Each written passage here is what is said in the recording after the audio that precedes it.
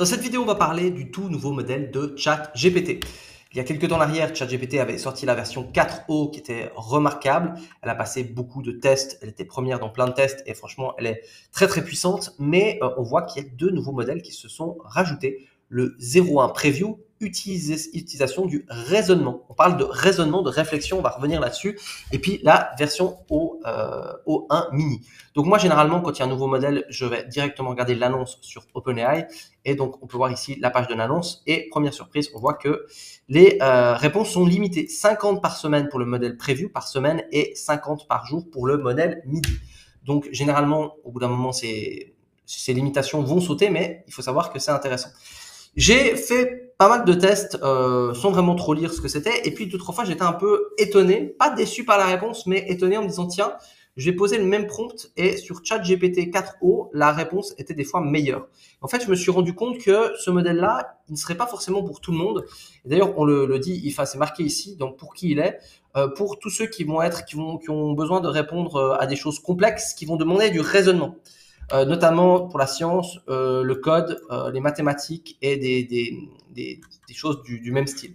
Donc ça nous montre que en fait pour un usage classique, on a meilleur temps de rester sur 4o qui est la version classique. On a d'autres modèles, on a aussi le 4o mini pour aller aussi un petit peu plus rapidement. Et donc du coup, qu'est-ce qu'il rajoute en plus? C'est que jusque-là, en fait, il y avait le modèle ChatGPT. Quand on écrivait ici donc du texte, la commande, le prompt, eh bien, il allait directement en fait faire une sorte de prévision. On parle de prévision ici, et il allait nous donner la réponse.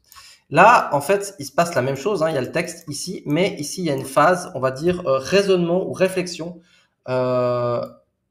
Raisonnement, où il va réfléchir. Il va pas juste exécuter la tâche. Donc, en fait, c'est comme si on pourrait le faire avec ChatGPT. On pourrait lui dire, ChatGPT, voilà telle tâche, la version classique. Fais-moi déjà réfléchir à qu'est-ce que je dois penser pour faire cette tâche.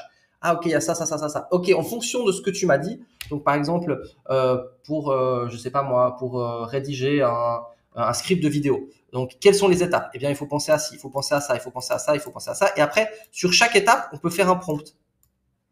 En fait, on pouvait avoir déjà cette base-là, mais on devait en fait l'articuler d'une certaine manière pour optimiser un résultat. Parce que vous avez vu, ChatGPT, si vous lui posez une question basique, il va vous répondre de manière basique. Et plus vous allez travailler le prompt, et plus vous allez mettre de variables et de choses précises, et plus il va avoir une réponse précise.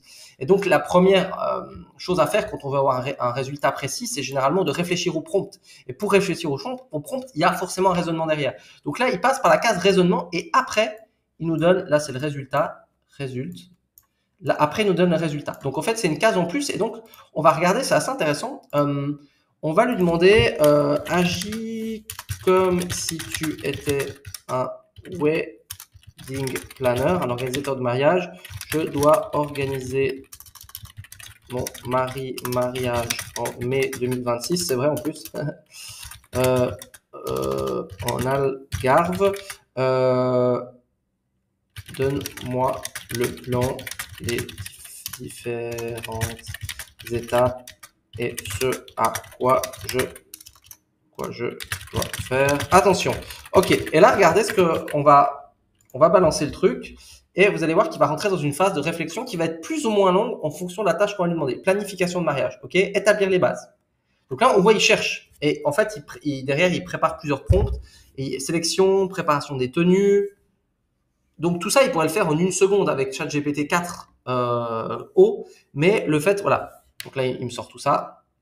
Donc en fait, ça pourrait être une réponse de ChatGPT 4o classique. Seulement, il a plus réfléchi à ce que ça allait amener. Après, je vais vous montrer un exemple assez rigolo de la prédiction VS contre la réflexion. Donc voilà, là on a notre plan de mariage. Alors ce qu'on peut faire ici, alors déjà, si on clique ici, il va nous donner sa réflexion. Ok, on voit les différentes étapes par lesquelles il est passé. En 15 secondes, j'avais testé d'autres étapes. Des fois, ça monte jusqu'à 30 secondes.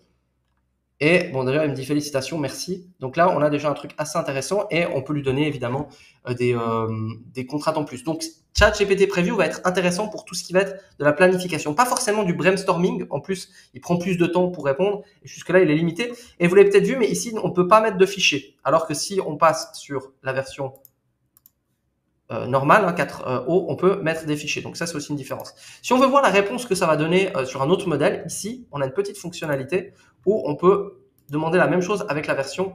Donc là, d'ailleurs, regardez, là, il le met en mémoire parce qu'il y a la nouvelle fonction mémoire où là, il s'est dit, tiens, c'est moi qui organise, c'est pas un ami qui organise. Là, il l'aurait pas mis en mémoire, mais j'organise.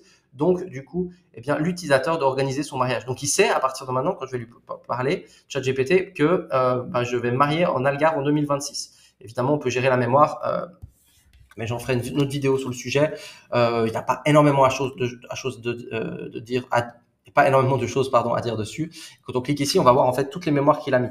Donc en fait, si tout d'un coup il met un mauvais truc dans la mémoire, on peut bien évidemment l'enlever. Bon, le résultat, on pourrait le comparer. Est-ce qu'il est mieux, est-ce qu'il est moins bien par rapport à l'autre réponse? Il faudrait prendre le temps de regarder ça. Mais ce que je vais vous montrer, c'est la différence entre la réflexion et puis la prévision. Enfin, le raisonnement et puis juste la prévision. Donc là, c'est un modèle, c'est un test, vous l'avez peut-être déjà vu, qui est en anglais, qui est assez rigolo. C'est combien il y a-t-il de R dans le mot strawberry. Ok, donc il y en a 1, 2 et 3. Donc là, c'est un modèle puissant. Hein, et il dit qu'il y a 2 R. Pourquoi? En fait, sans rentrer trop dans les détails, c'est que il a été entraîné pour faire de la prédiction de mots et pas de caractères à la base. Et en plus, les mots, il peut les décomposer en morceaux de mots. Donc, il a une manière de penser où typiquement, là, on arrive à le mettre en erreur. C'est assez rare, mais ça, c'est un bon exemple. Regardez, je vais reprendre la même chose et là, je vais aller dans la version preview et il va réfléchir. Normalement, il va réfléchir assez rapidement, vu que la question est relativement simple.